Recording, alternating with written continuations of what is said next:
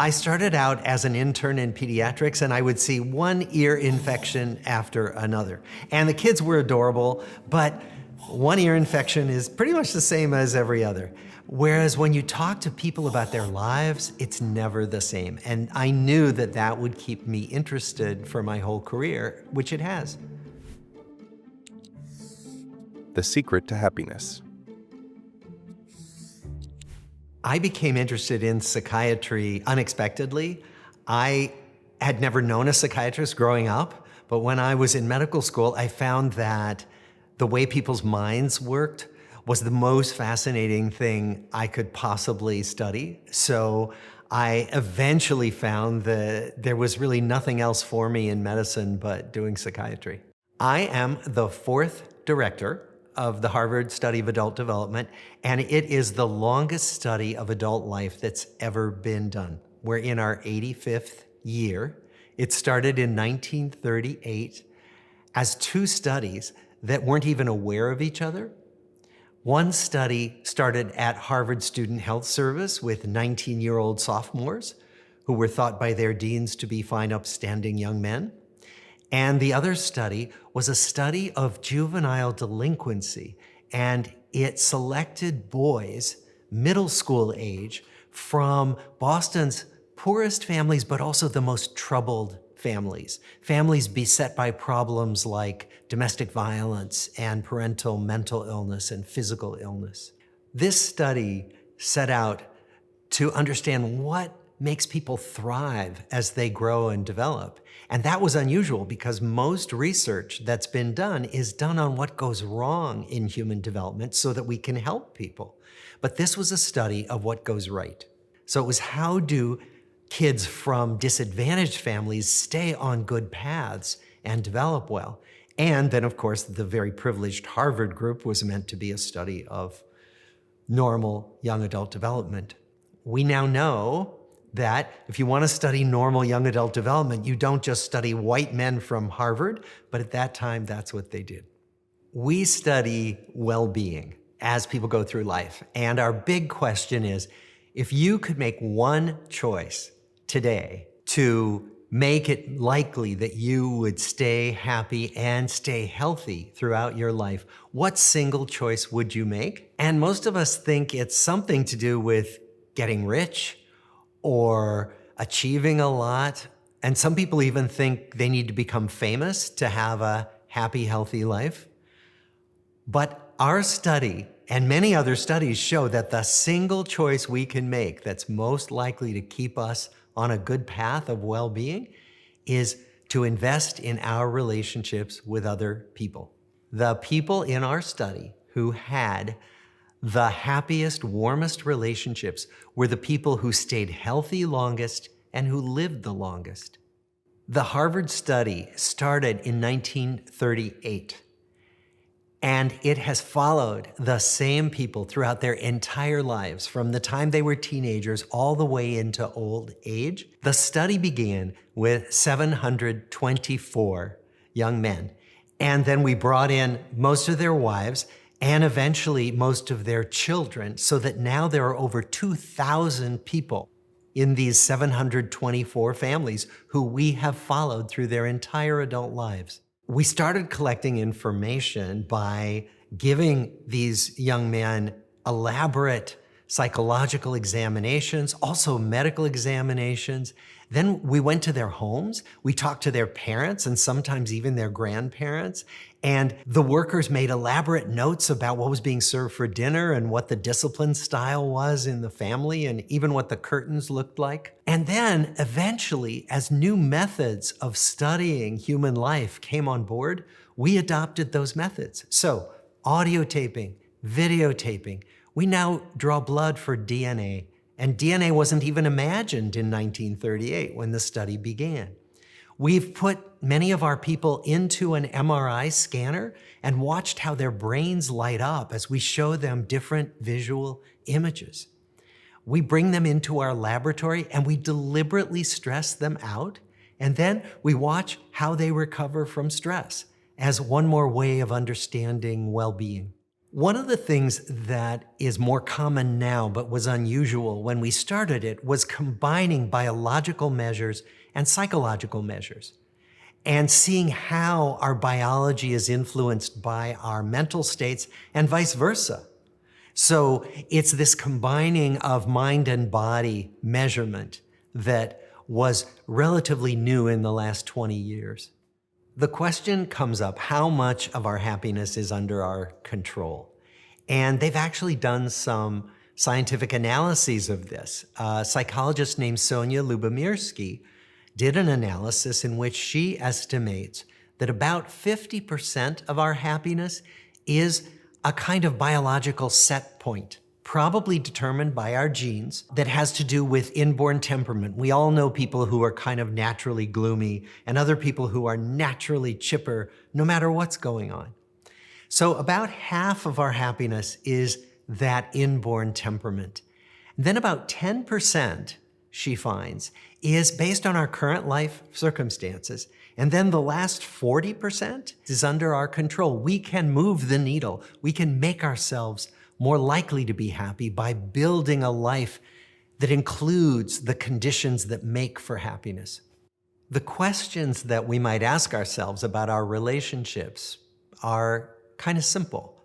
One is, do I have enough connection in my life? Or do I even have too much connection if I'm a shyer person and don't need as many people in my life? So do I have what I need? And each person can check in with themselves about that. Then the question is, do I have relationships that are warm and supportive? And there again, each of us needs to ask that question. Do I have people who have my back, who I feel I could call and would be there in an emergency? Because hard times are always coming our way. And then the question is also, what am I getting from relationships? Do I have enough people to have fun with? Do I have enough people who will loan me their tools when I need to fix something in my house, or who will drive me to the doctor when I need a ride? Do I have those kinds of friends? One of the things we know about life is that we all have worries. We all have concerns that come along, worries about children, worries about health, worries about finances. And one of the best teachings I got in my training as a psychiatrist was from one of my mentors who said, never worry alone.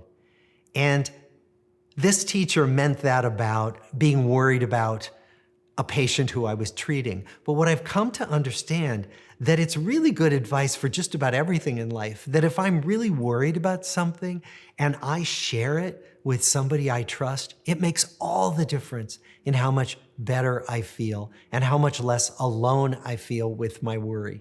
There are so many different things we get from relationships, and so each of us can check in with ourselves about what we have and what we would like a little more of.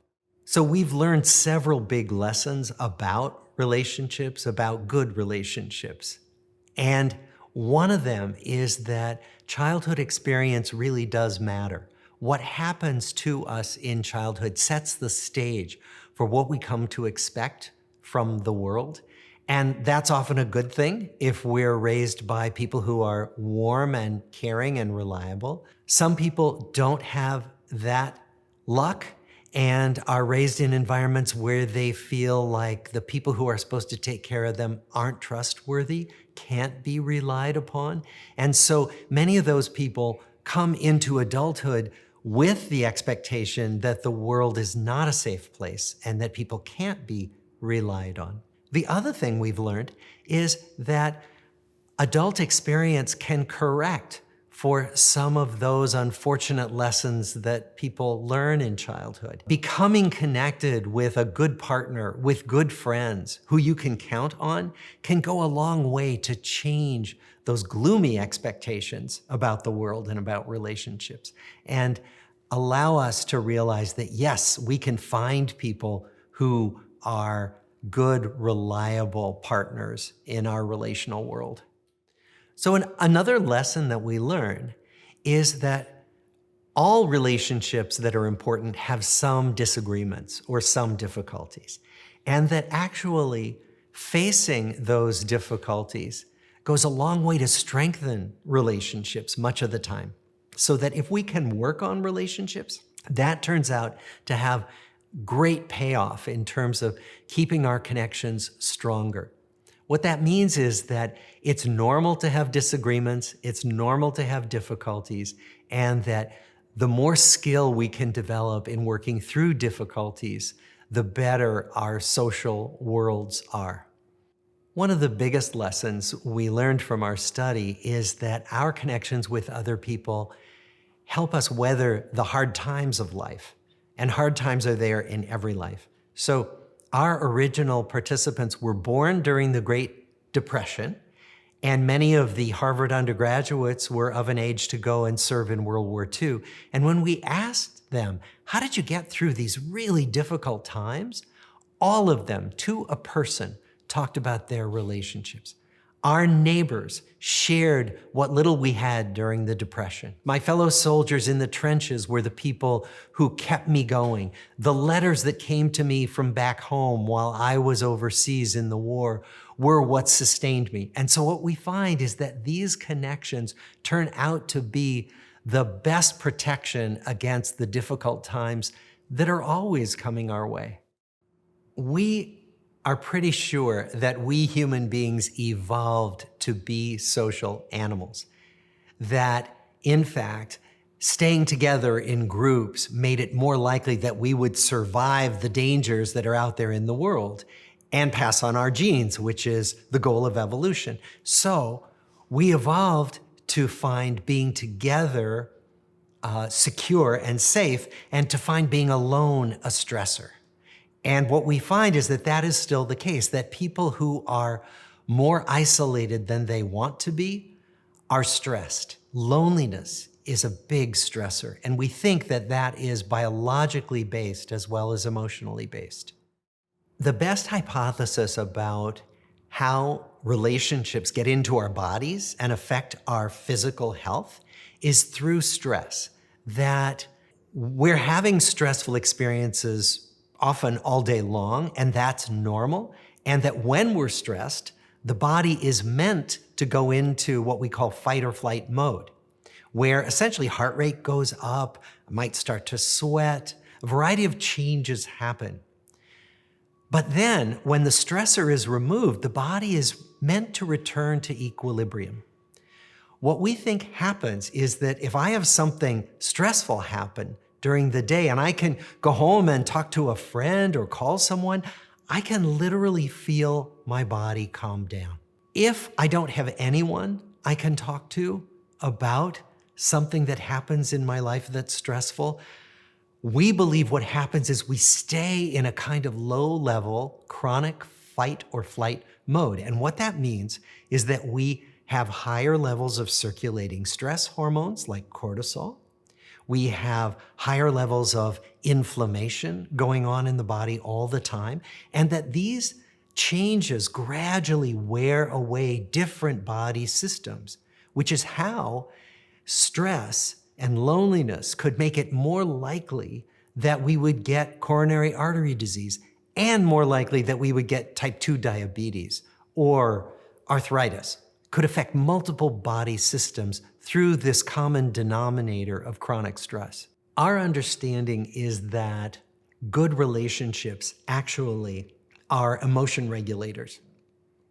That what happens is that good relationships involve the exchange of positive emotion that helps our bodies stay in equilibrium. So in fact, they've put people in MRI scanners and watched what happens to them when they go through a stressful medical procedure. And they find that if they're holding someone's hand, even a stranger, but certainly someone they know, their bodies stay much closer to equilibrium than if they're alone undergoing the same medical procedure.